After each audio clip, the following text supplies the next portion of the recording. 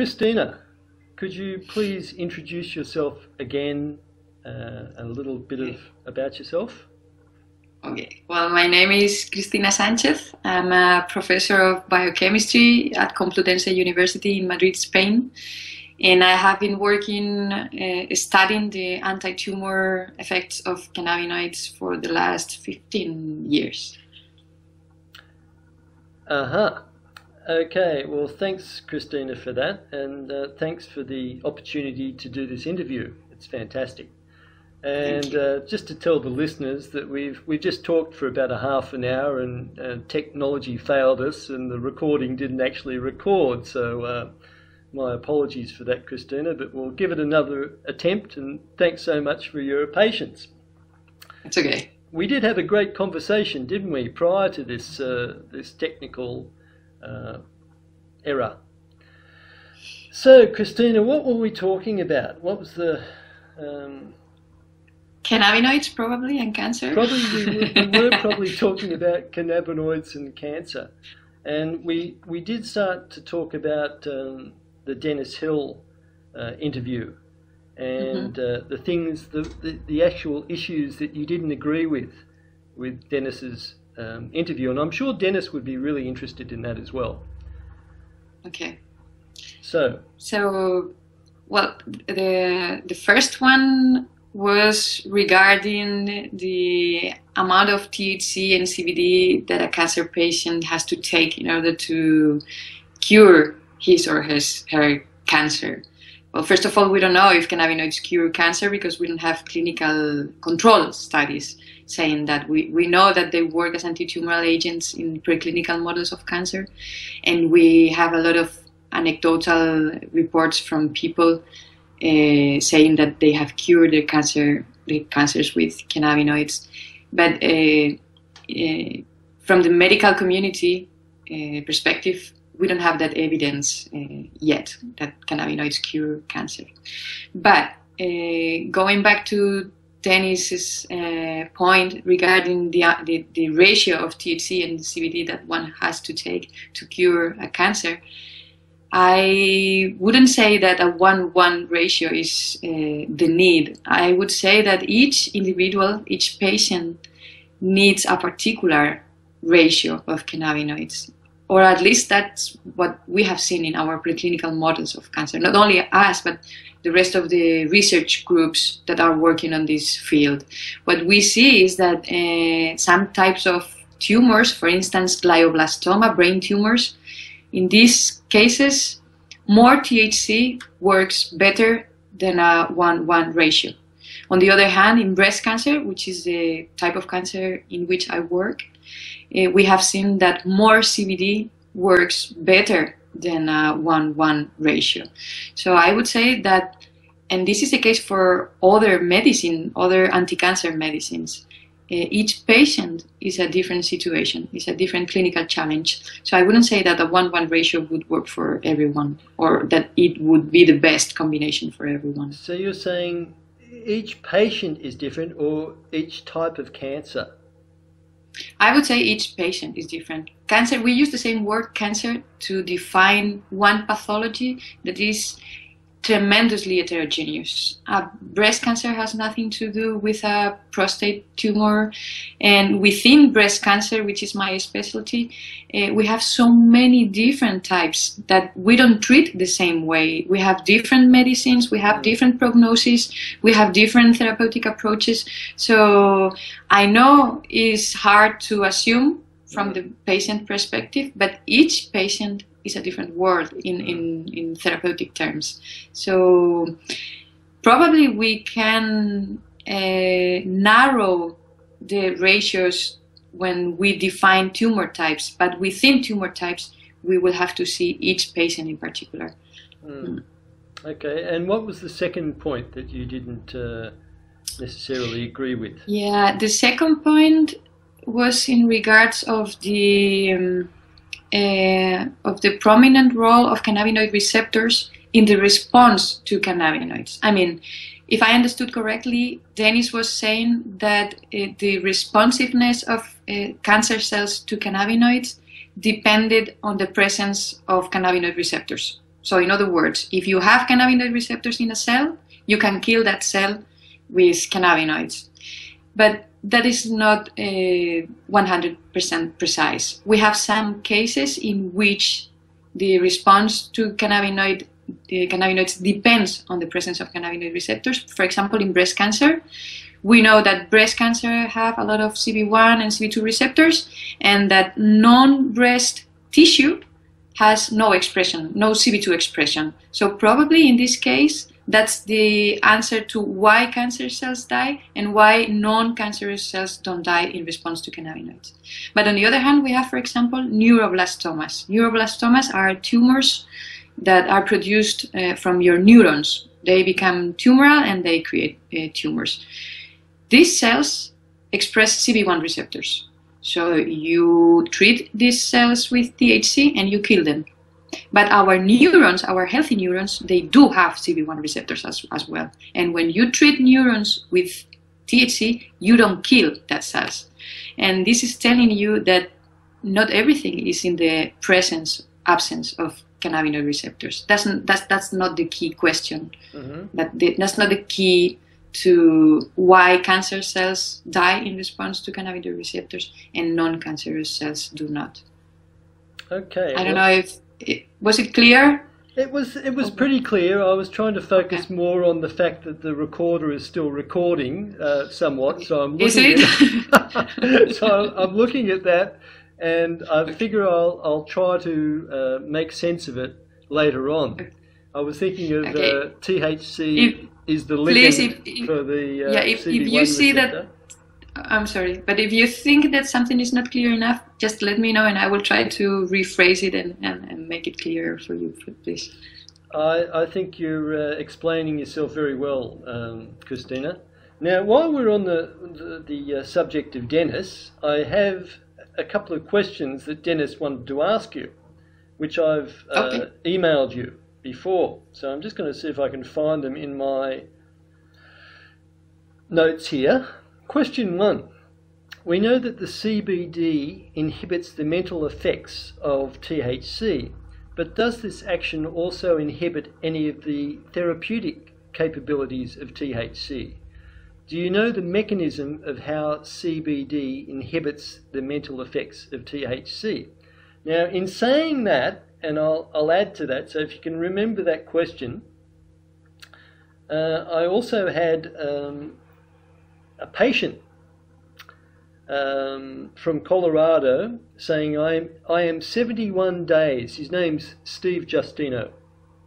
Mm-hmm. And he says, I'm 71 days into a modified Phoenix Tears protocol in an effort to cure my Gleason 7 prostate cancer.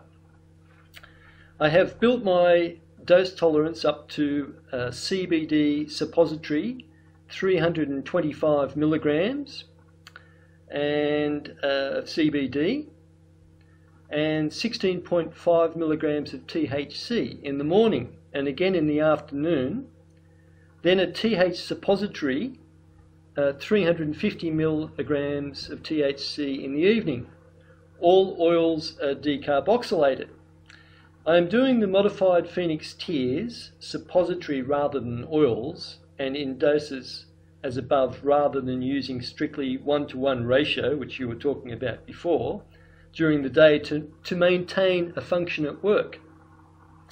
That being said, I'm a little concerned about the fact that I get no psychoactive effect from the evening 350 milligrams of THC suppository either. Whereas 140 milligrams of THC from the same strain taken orally produces an extreme hallucinogenic psychotropic effect. I know that the THC is metabolized to 11-hydroxy-THC in the liver after oral consumption, and that 11-hydroxy-THC is more potent than THC.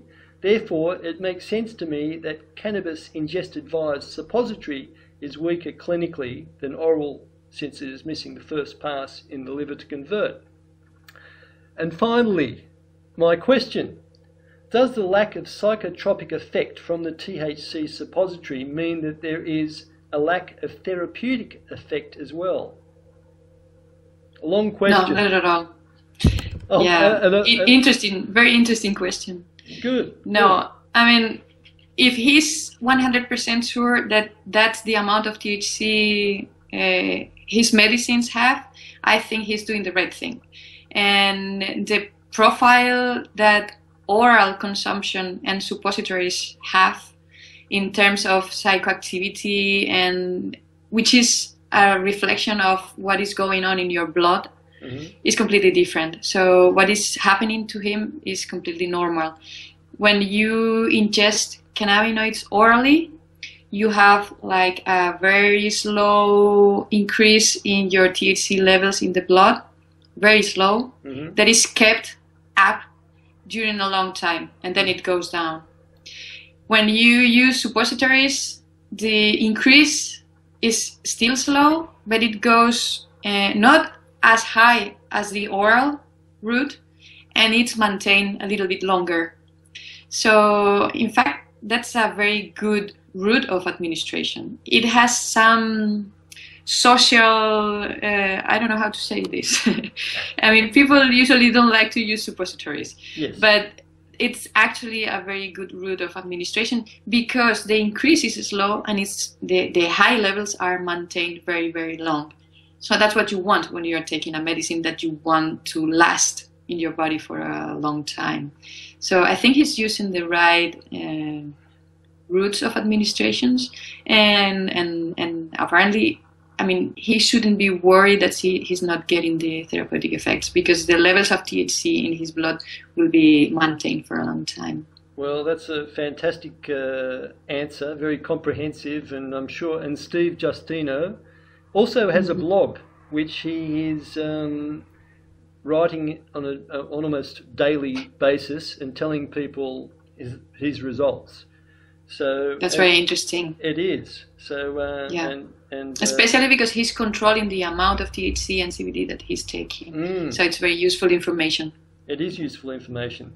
So going back to Dennis's question, we know that CBD inhibits the mental effects of THC, but does this action also inhibit any of the therapeutic capabilities of THC? Do you know the mechanism of how the CBD inhibits the mental effects of THC? A bit different. Well, THC and CBD are very good friends. They get along very well together, but their mechanism of action is different. So CBD does not bind to cannabinoid receptors. THC does bind to cannabinoid receptors. Some people say that CBD binds to CB1, but it doesn't do it in the same place where THC is bound. So the effects are completely different. So in some cases, THC and CBD has opposite effects.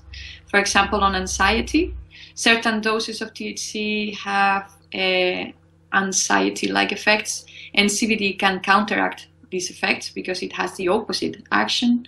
And when you combine them both, you can have the therapeutic effect of THC and some of the therapeutic effects of CBD. So they work very well together. This is the entourage effect, not only of combining THC and CBD, but the other compounds that are present in the plant. And they work very well together. It's like an orchestra. I mean, probably you like the sound of violin. It sounds really nice. It's a very beautiful sound. But if you combine a violin with a cello, it will probably sound better.